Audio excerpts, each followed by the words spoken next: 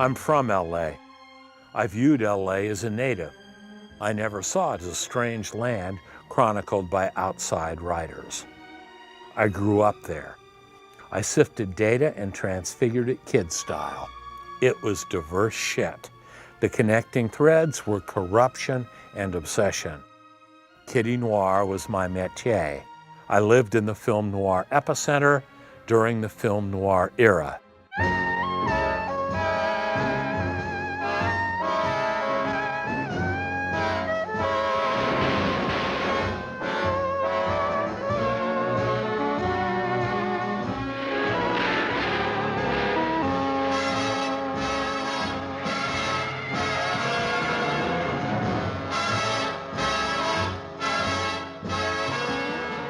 Geography is destiny. My parents hatched me in a cool locale. I got dropped in LA, the film noir epicenter, at the height of the film noir era. Film noir was filmed here largely because the movie studios are here and it was cheap to shoot on location here. It's really just happenstance and monetary concern that has led LA to being the film noir place.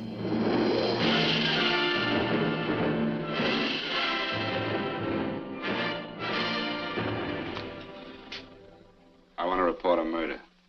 Sit down.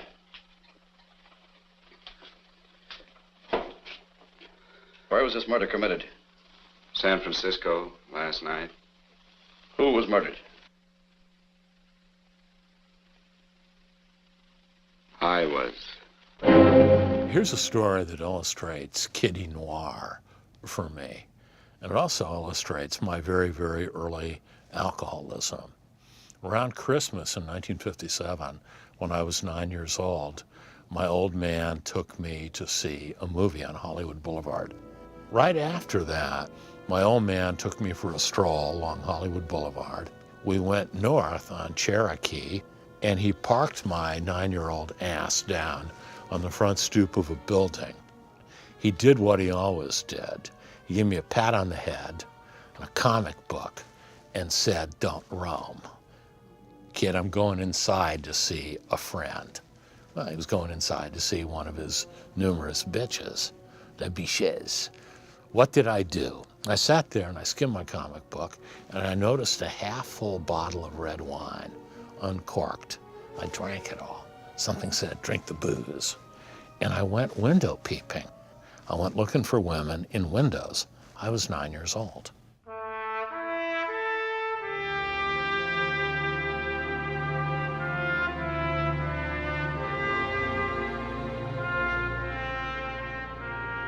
I'm not a noir writer. I've written a series of books, the LA Quartet, the Black Dahlia, the Big Nowhere, LA Confidential, and White Jazz, that were set in LA during the film noir era, specifically 1946 to 1958. The noir construction is a kernel within them.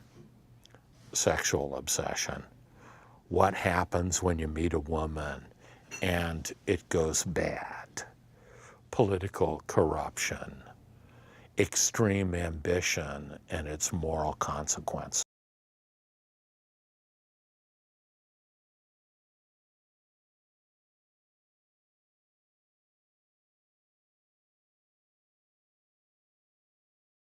Film noir is sort of the anti-myth. You know, Hollywood, in a sense, was created to sell people the idea of happily ever after, and I think film noir is the flip side of that.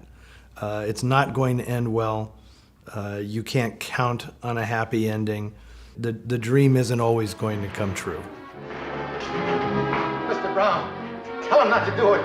I'll do anything you want. I'll go away. You'll never see me again. Please, Mr. Brown, don't just stand there and let him kill me.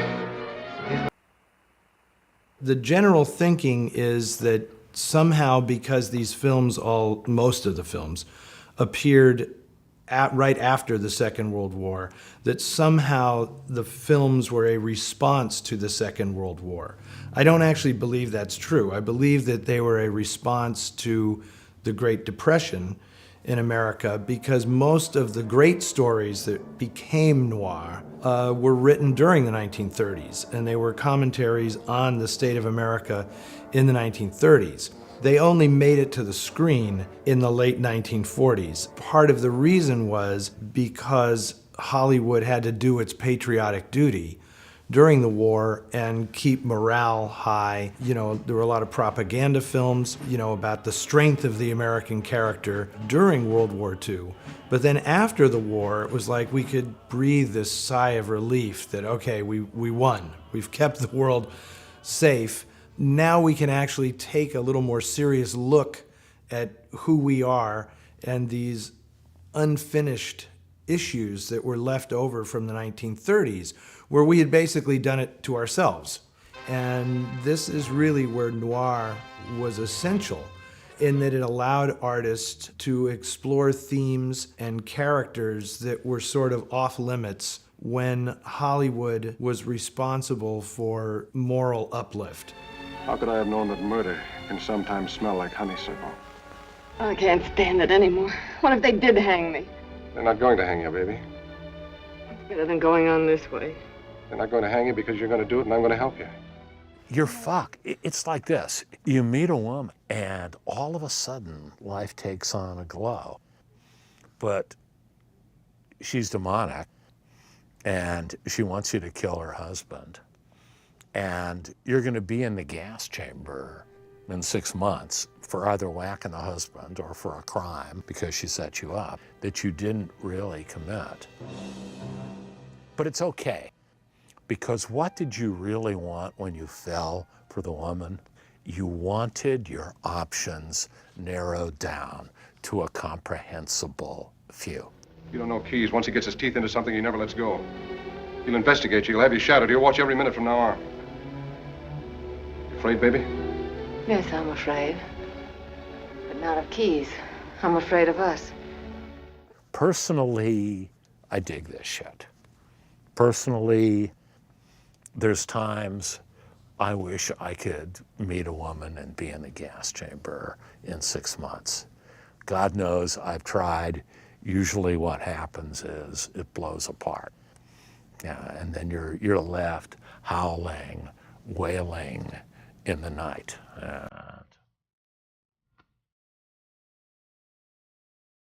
Noir is the most scrutinized offshoot of the hard-boiled school of fiction.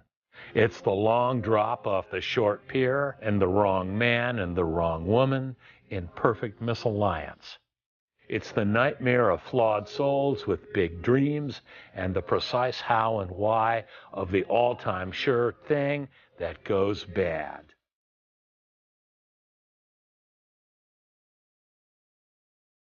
Noir's opportunity is fatality, social justice is a sanctified chuck, and sexual love as a one-way ticket to hell.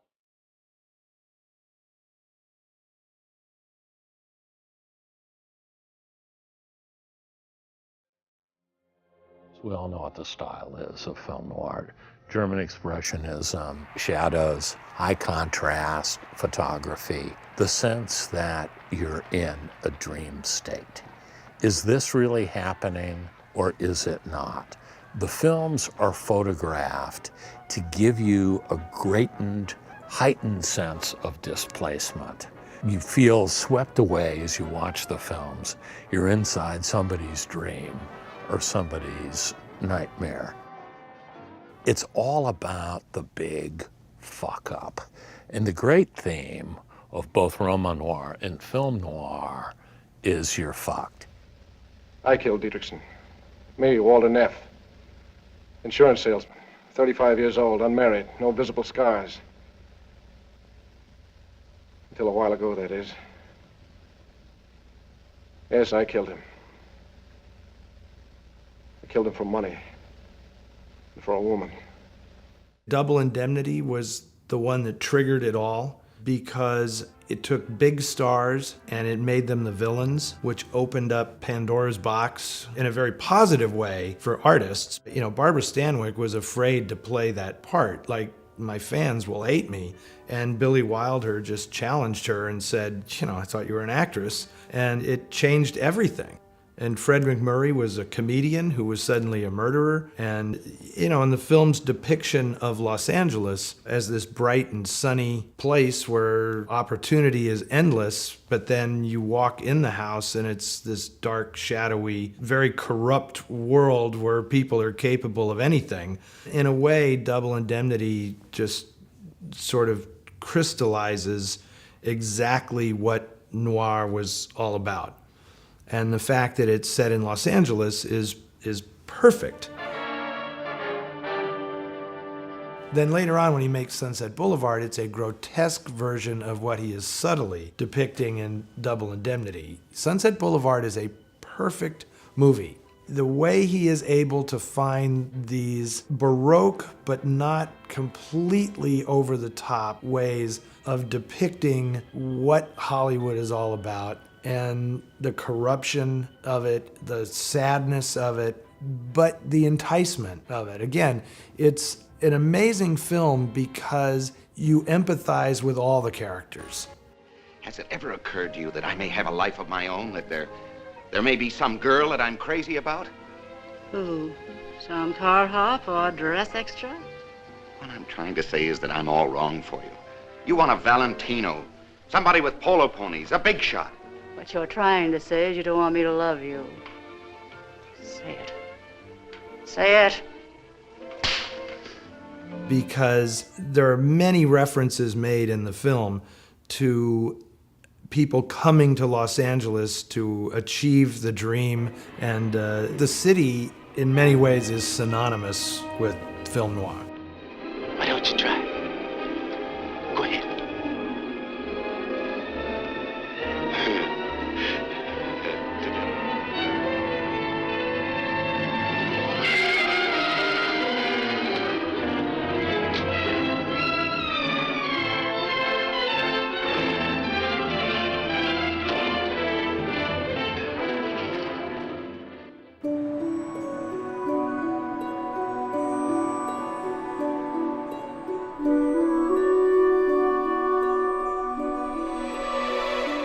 Here in Los Angeles, you walk down a street, you turn a corner, you go from normal life to something that's turned upside down.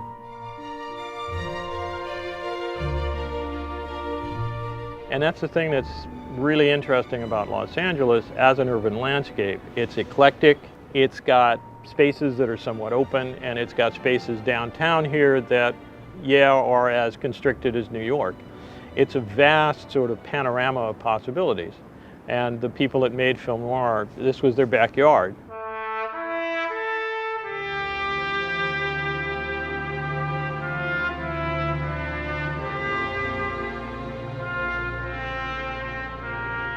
You have filmmakers focusing essentially and the concepts of film noir developing in the late 20s and early 30s when Los Angeles was a very dark place in terms of its politics and in terms of its social dynamism. The police department and the other political organizations in Los Angeles answered to whoever had the most money. And it wasn't until a succession of scandals exposed the corruption to the city's sunshine that really there was sufficient impetus to make changes. The writers who came to Los Angeles then, who were here from Horace McCoy and Hammett to most notably Raymond Chandler, saw this change. Chandler often referred to Los Angeles in diverse terms. It was a big, dry, sunny place. It was a city that needed Hollywood to have more personality than a paper cup. But it was also a city full of what he called dark streets. And in his famous phrase, it was down these dark streets that a man must go. I drove onto the Oxnard Cutoff and turned back along the ocean. On the right, the great fat solid Pacific trudging into shore like a scrubwoman going home. No moon, no fuss, hardly a sound of the surf.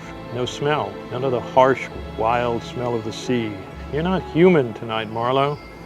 Malibu, more movie stars, more pink and blue bathtubs, more tufted beds, more Chanel No. 5, more Lincoln Continentals and Cadillac.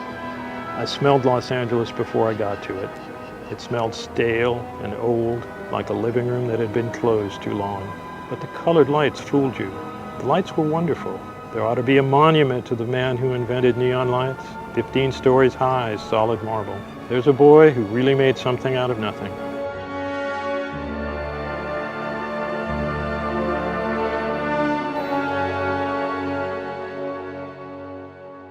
What's interesting is that the hard-boiled writers had a particular view of the West Coast, saw it as different, most markedly in terms of the emotions of the people that live there, more proletarian, less rigid, but at the same time, as I said, really more paranoid, less established, so more caught in a social flux, more uncertain about their futures. And it's this sensibility that the writers who started in the 20s and 30s saw in the West Coast that carried over into the noir movement and colored it significantly in terms of its underlying emotion. Film noir is about threat. It's about unforeseen disruptive events. It's about characters who are paranoid, some without reason, but a lot of them because the paranoia is warranted.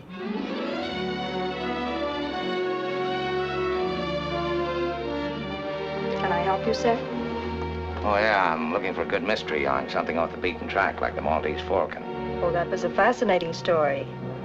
But here's one that has everything the Falcon had and more. It's Raymond Chandler's latest bestseller, The Big Sleep. And what a picture that'll make. You mind if I look at it?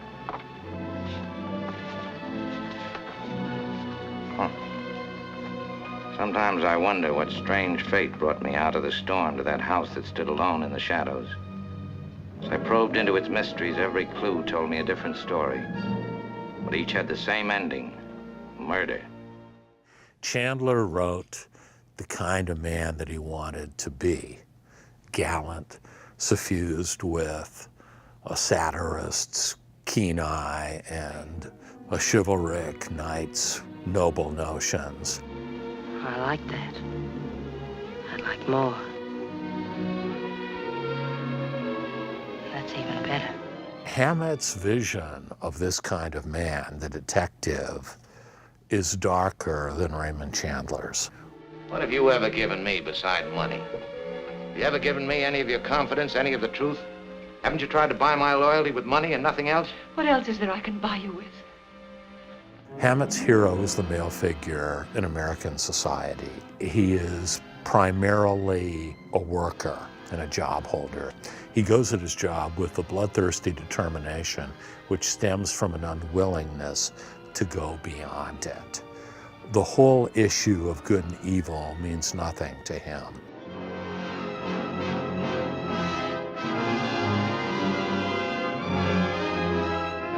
We were talking about a lot more money than this. There are more of us to be taken care of now. Well, that may be, but I've got the Falcon. You may have the Falcon, but we certainly have you. Sam Spade changed everything because he was truly an anti-hero, because he did nothing for the benefit of society. He was not operating for the greater good of anything. He was operating for himself. An important aspect of noir and what it allowed America to consider on the big screen for the first time was the idea of failure. It's not all going to work out. There's a really good chance that I'm going to try my best and I'm going to fail. And obviously, this being Hollywood, it's so much more compelling when the person who fails is Burt Lancaster or Robert Mitchum or some incredibly indomitable looking man. And especially if they succumb to a woman. I'm scared. They're killers, killers. I can't even sleep. Look the way he treats me. He saw the danger signs, but he wouldn't heed them. For him, there was no way out. He couldn't drop her. She was in his mind, in his blood. And if loving her meant tangling with a killer, he was ready for that too. The woman will require more and more of your essential biologically driven masculinity, and in the end, you will be helplessly immobilized. That's Burt Lancaster, led to the armored car heist by his duplicitous ex-wife, Yvonne DiCarlo, in Crisscross. That's Robert Mitchum and Jane Greer in Out of the Past. That's Fred McMurray and Barbara Stanwyck in Double Indemnity. As a construction that talks about people, that talks specifically about men and women, put the misogynistic aspect aside, I dig it. You can be so sweet at times. Oh dear, I must rush. Film noir is the only type of film made at that period in Hollywood where the women were completely the equal of men, where they were allowed to be the equal of men. They are equally tempted, they are equally compromised, and they are equally guilty. Gene Simmons, beautiful, sweet little English gal, when she made Angel Face, that's like a freak show. She's just very, very scary in that movie. Gene Tierney in Leave Her to Heaven, you know, she plays this apparently very angelic character in Laura that everybody falls in love with, but then she makes Leave Her to Heaven, and I don't know if there's a more psychotic female role in all of movies than her in Leave Her to Heaven. I hate the little beast. I wish it would die. Ellen. Shocked, aren't you? If you were having the baby, you'd love it. Well, I never wanted it.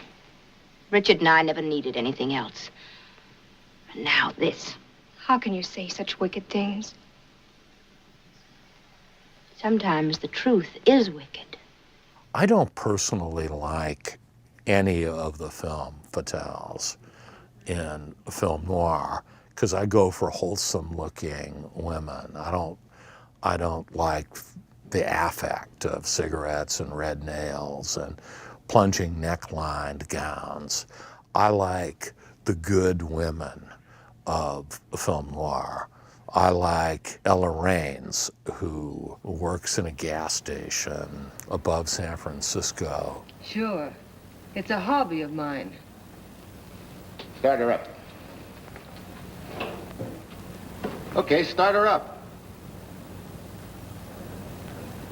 Who are some others who come to mind? Phyllis Kirk in Crime Wave avec Sterling Hayden. I love you. I wanted you, and now that I've got you, I care a lot less. I can't figure it. What do you see in a guy like me? I see a guy who's swell, who's kind and strong. That's what I see. I like Virginia Houston in Out of the Past, who's the good woman that Robert Mitchum leaves behind, rather than Jane Greer as the seductress. These are my women. I'm a wholesome cat underneath it all, and I want to go out and have the fucking adventures and then come home to these women who may reveal some dark appetites, you know, to me after it says the end at the end of the movie. Your Honor, in view of the evidence presented, we now ask for a dismissal of the state's case against Walter Williams. And we intend to charge Irene Williams with conspiracy to commit murder against her husband, Walter Williams. Oh, no! You will see in almost every movie where a femme fatale is depicted, there is another woman in the story who is her antithesis. Well, that's that, Walt. Congratulations, Mr. Williams. I haven't the words for it, Quincy, but we could never have made it without you. Ah, sure you could. You know, son, right always wins if you give it a little push, especially when you get a copper like this one to do the pushing. That woman, I guarantee you, 100% of the time, works for a living and is self-sufficient. She is a nurse, she's an artist, she's a designer, she's a magazine editor. She doesn't necessarily have a man in her life, and she is totally self-sufficient. And to me, that's the astounding thing in these movies is, okay, on one level, oh, look, they're depicting the women again as these evil beings that just want to destroy men. Well, yeah, but look at level 2. They're showing you that the only way the man can be saved is by going with the woman who is self-sufficient and is a viable part of the workforce, which is a pretty amazing point to be made in 1948, 49 in the United States. Laura had innate breeding. I selected a more attractive hairdress for her. I taught her what clothes were more becoming to her. Through me, she met everyone. Men admired her. Women envied her.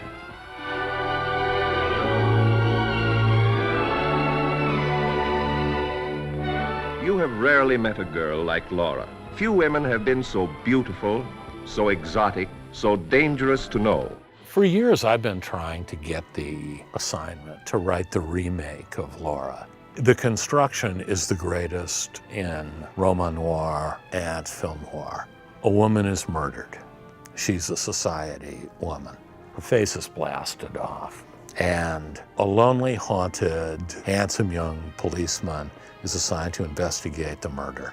There's a portrait of Laura that's hung up in the place where she was killed.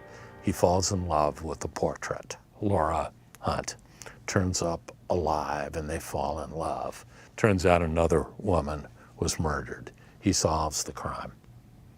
It's everything I've ever felt and everything I've ever thought about women and crime and redemption.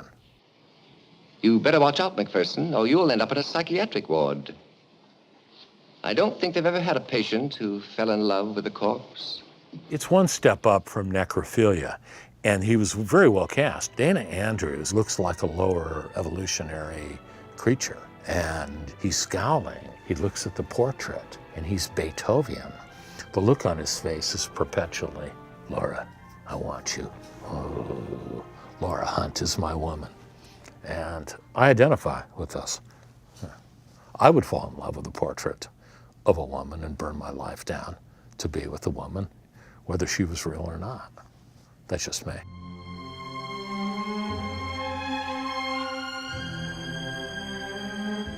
LA, come on vacation, go home on probation.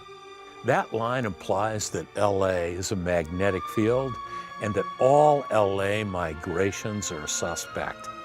That line indicts your desire to come to LA and categorizes you as an opportunist with a hidden sexual agenda.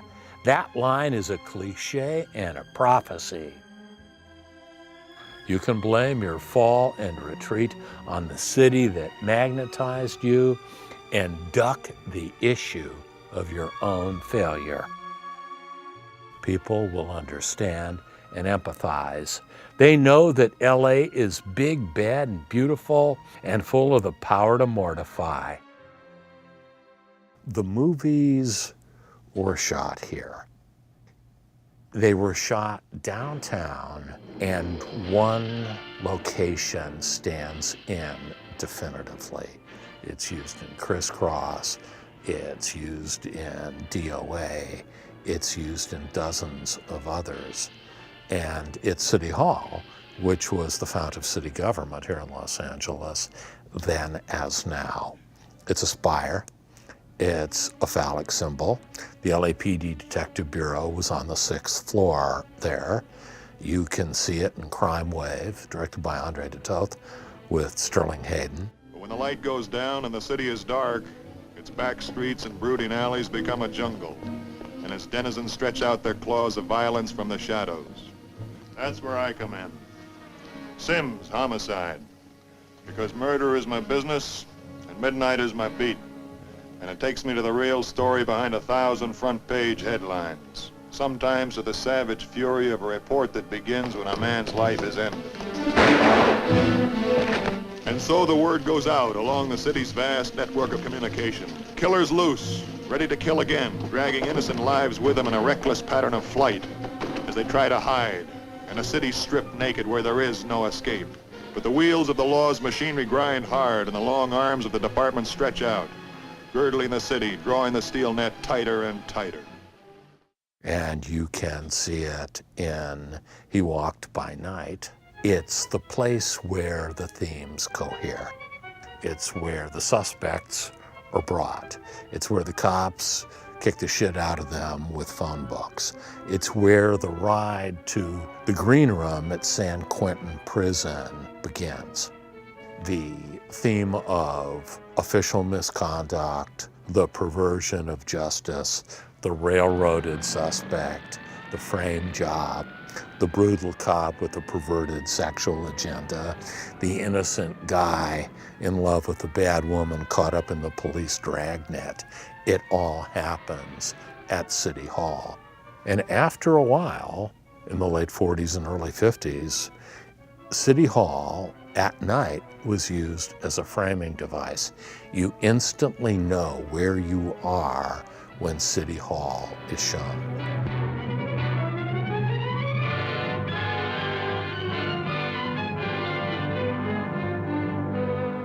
When you watch these films, you do realize that so many of the interiors are not shot in these actual places, except the Bradbury Building, which is a famous Los Angeles location. And Joseph Losey and M, I think, made the best use of the Bradbury Building ever. It's also in Double Indemnity. It's also in DOA. It's part of DOA. It's shot in the Bradbury Building.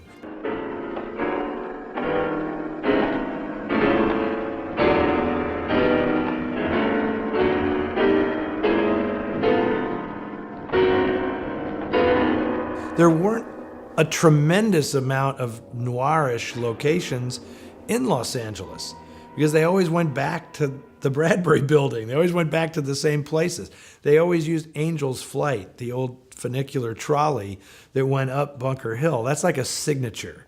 That's like signing the film. This is an LA noir because there's the trolley, you know, which has been used in a lot of films very effectively, like Act of Violence, which I think is like one of the most perfect noir films ever made. Look, I want to talk to you about an act of violence. My name is Van Heflin, and I'd like you to put yourself in my place. You're an ordinary guy, so you're doing pretty well. You've got a girl that you love. And then, without warning, out of your past comes a man who used to be your best friend. And when you look in his eyes, you find nothing but hate, menace, and murder. And because of what you did once, there's nothing you can do now. You try to get away, but you know deep down in your heart that everything is going to end in the sudden, blinding flash of a .45. The context of post-war film noir is ambiguously defined. It was a tremendous party atmosphere in America. Here in Los Angeles, you had a lot of whacked out psycho Army, Marine Corps, Navy, Air Corps vets coming back and pulling whacked out misogynistic stunts. Assaults on women went up dramatically in the post-war era here in Los Angeles. You had a lot of auspiciously unsolved murders of women. Elizabeth Short, the Black Dahlia, chief among them. And you have a sense of LA as going nuts.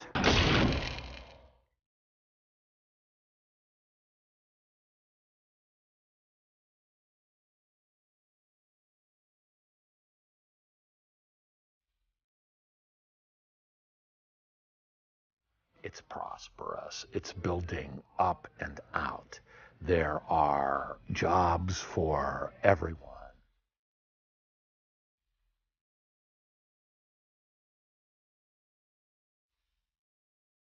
Drug addiction, la mota, heroin, on the rise. Pill poppers, on the rise. Bebop, black jazz, bebop, discordant, edgy. The committed music of black hepcat junkies is on the rise.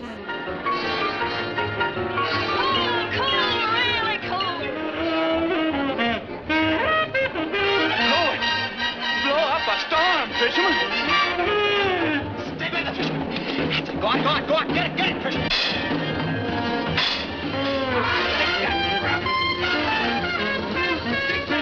They're really just stories of crime. But within those stories of crime, a social critique. And there are some emblematic film noir actors.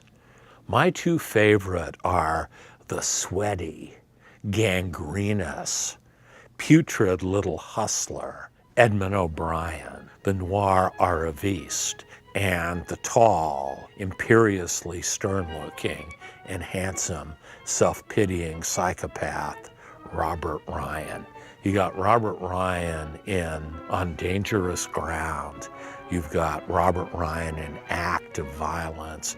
You've got him much later in 1959 in Odds Against Tomorrow. You've got him as the anti-Semite killer in Crossfire, and he reeks of self-pity. Society fucked me over. What's the matter, Jew boy? You afraid we'll drink up all your stinking wonderful liquor?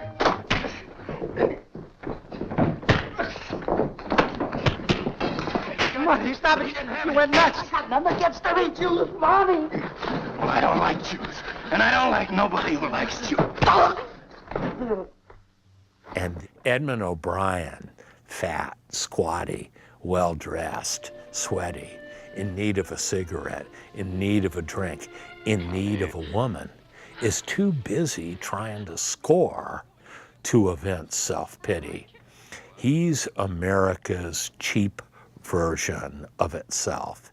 He's on the make, he's on the hustle, he wants the women, he wants the booze, he wants the next big deal. I identify with Edmund O'Brien much more than I identify with Robert Ryan. I think there are two emblematic film noirs of the post-war era, one shallow, one deep. The shallow one features Edmund O'Brien. It's DOA, and it's the greatest crazy quilt construction in film noir. He's a dipshit hustler. He's a real estate guy, but he's a notary public, among other things. And back in Banning, California, a crummy little desert community, he notarizes a piece of paper. Then he goes off, leaving his long-suffering girlfriend behind, to San Francisco to booze and chase coups. The booze and the coups have got him by the nuts, and somebody slips radium into his drink at a Hepcat jazz club. Who's the blonde? She always comes in alone. Drives a big convertible, wears a mink coat, but knows everybody. But she always comes in alone. That's full of sweating, bebopping, horn honking, sax blatting, black jazz musicians, and a good-looking, slinky blonde who keeps going, blast me, baby, every time she wants a drink. Give me a blast, Leo. Leo, I left my blast at the other end of the bar. So he gets poisoned, and the poison is slow-acting. He's got a week to live, and he goes out to find the guys who killed him. And it's all, you're fucked, because it all comes down to something he hardly recalls doing. Bam, putting a notary public seal on a piece of paper. That is malign fate, fallibility, the booze and the coups, the search for the woman, the get out of town mystique, the long-suffering girlfriend back in the hick burg. That's one part of film noir. All I did was notarize a bill of sale.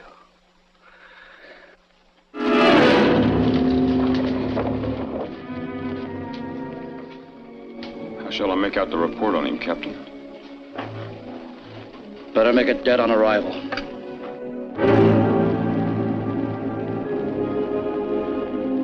Then there's Out of the Past, where the man goes to Mexico to meet a woman. And then I saw her coming out of the sun. And I knew why Witt didn't care about that 40 grand.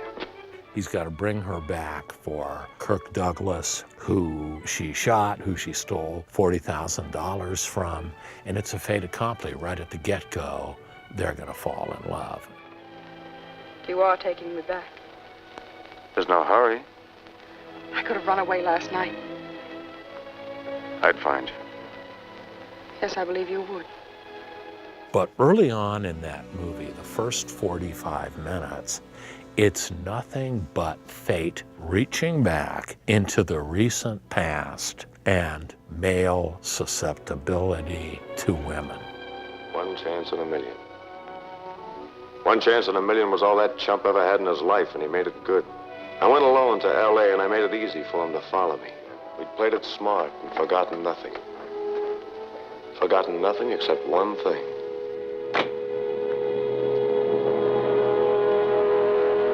You may die, doesn't matter. Beat it. Because I want my options narrowed down to a comprehensible few. And even if the woman turns out to be evil and I wind up dead the way Robert Mitchum does at the end of that movie, or if I'm railroaded to the green room for a crime I did not commit, or even if I whack the woman's husband, what the fuck? There was the woman in the interim. The Big Combo, which is a Joseph H. Lewis film. He also made Gun Crazy. And it's just an amazing film because what interests me about it is how it cuts to the quick about American character and how the villain is the most attractive character in the movie. He is absolutely reprehensible, but he is undeniably attractive. This character played, Mr. Brown, played by Richard Conte. This is Mr. Brown. The failure of the cop to bring this guy down turns the cop into a very unlikable character who succumbs to like this neurotic obsession to destroy this criminal. Mr. Brown is a very reasonable man. You don't know him. Oh, is he? Well, I'm not. And I intend to make life very difficult for your Mr. Brown. You shouldn't talk like that, Lieutenant. You're overstepping your authority. Joe, the man has reason to hate me. His salary's $96.50 a week. The busboys in my hotel make better money than that. Film noir, Roman noir, is the story of masculinity and duress, so it would be incomplete without a homosexual text. There are the lovers, Lee Van Cleef and Earl Holliman, in The Big Combo, where Earl Holliman says, no, I don't like this all salami diet. Gotta eat something. Can't swallow any more salami. That's all we've got. Where is Brown? When's he coming? I didn't get it the first couple of times I saw it. In fact, had to have it pointed out to me. This is one of those movies where, are they really saying this? Because the two hitmen are clearly gay. And I remember I showed this movie years ago and I had Earl Holliman, the actor who plays one of the two hitmen. And when I brought up the fact that the gay hitmen, and he looked at me like he was shocked. He goes, "You got that?" Because they really thought that like nobody in 1956 was ever going to recognize this. When we get out, let's never come back. What I'm worried about is getting out of this hotel. The cops will be looking for us in every closet. And there's a scene where Richard Conte is with Gene Wallace where he slinks down out of the frame while he's kissing her, and the inference is that he is continuing to do this below the waist. And the camera stays on her and she's reacting, and it's like, wow, that is the most overt depiction of, oral sex in a movie ever in Hollywood. And it was indicative of how the process worked back then, because the filmmakers would do something like that creatively and then challenge the censors at the production code office to recognize what it was that they were depicting. And if it wasn't shown explicitly, they could say, wow, really? You see that? What's wrong with you? You must have a sick mind if you think that's what that is. So a lot of these Irish Catholic guys who were the censors would see it and were afraid to say, I know what that means. They didn't want to admit it, Put the blame on Maine, boy. Put the blame on me. And Gilda, which made a superstar of Rita Hayworth, has this incredibly strange bisexual relationship with the two men in that movie. And I will tell you a funny story. I was very good friends with Evelyn Keyes, who was married to Charles Vidor, the director of Gilda. And one of the great experiences of my life as a cinephile was watching Gilda with her.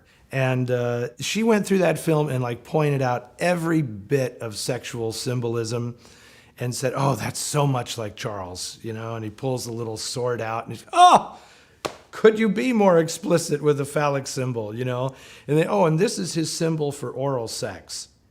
And it was hysterical. And it's like, really? And it's, oh yeah, when she bends down and smokes, lights the cigarette down, and he's holding the lighter down by his belt buckle, and she's like, oh yeah, Charles was a big fan of that.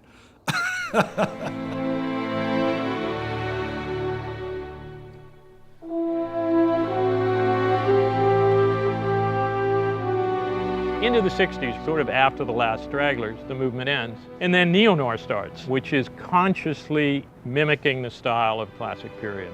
There are a lot of preeminent filmmakers who are lovers of the classic period, who make neo-noir, Walter Hill, Michael Mann, preeminent examples of sort of self-conscious filmmakers that reflect back on the classic period, that continue to use Los Angeles in a particularly expressive way.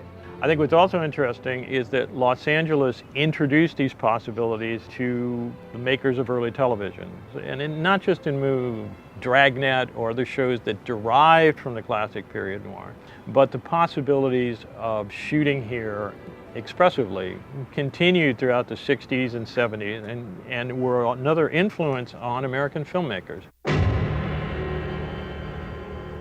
You'll see this later when Polanski makes Chinatown. It's the exact same principle, right? We're just following the detective through all these different social strata, that you're experiencing what makes up the whole city through one man's journey. Go home, Jake. I'm doing you a favor. Come on, Jake. Forget it, Jake. It's Chinatown.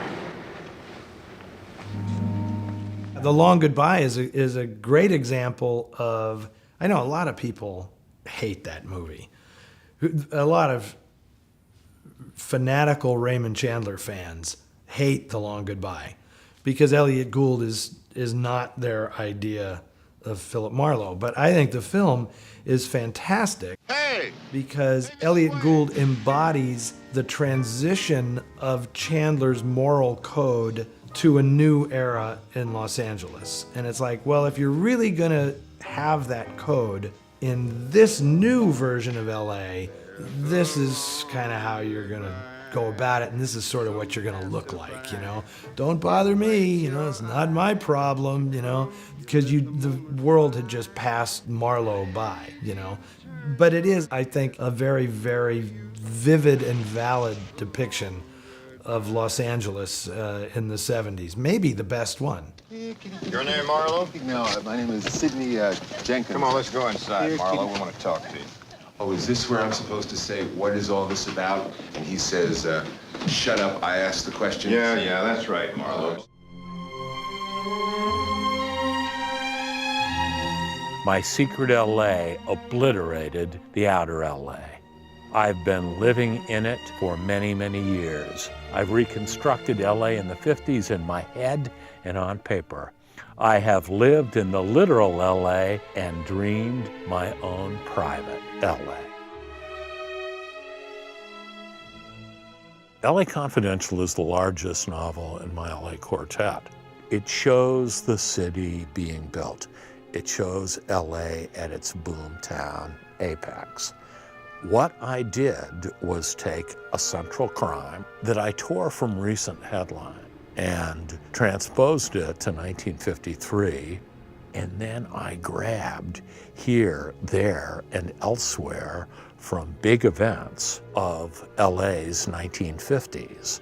This is my big, road-mapped novel of Los Angeles during the 1950s, that it was made into a greatly reduced, coherent, dramatically fine motion picture was nothing but a godsend to me. The Night Owl Massacre. This is a heinous crime that requires swift resolution. 6 victims. One of them, one of our own. New York noir is obvious, right? It's tenements, it's your too many rats in the cage. That's the story, okay? But in Los Angeles, it's more subtle because it's the wide open spaces. It's sunny. But having said that, it makes the darker aspects all the more bitter because you've been led to believe in something else. And then that's whisked away and this rot is revealed beneath, right? And they're still making that story today. You know, David Lynch's Mulholland Drive is one of the great noir, contemporary noir films specifically about Los Angeles. It was pure LA. It was bravura LA for one reason. I denied the existence of non-LA shit. Because I'm from there, because I thought LA was everywhere, because I was that xenophobic and self-absorbed, because I knew my weird shit was the best weird shit alive, because you don't smear your hometown with outside writers' perceptions, because LA's weird shit is the best weird shit on earth, and I grew up when it flourished prosaic. I'm 66 years old, man. I'm closer to the end of this than anybody in this room, and I feel like I got 30 years to engage institutional corruption, sexual obsession, meeting women, getting strong-armed by LAPD, getting railroaded to the gas chamber. Bring it on. It ain't over yet.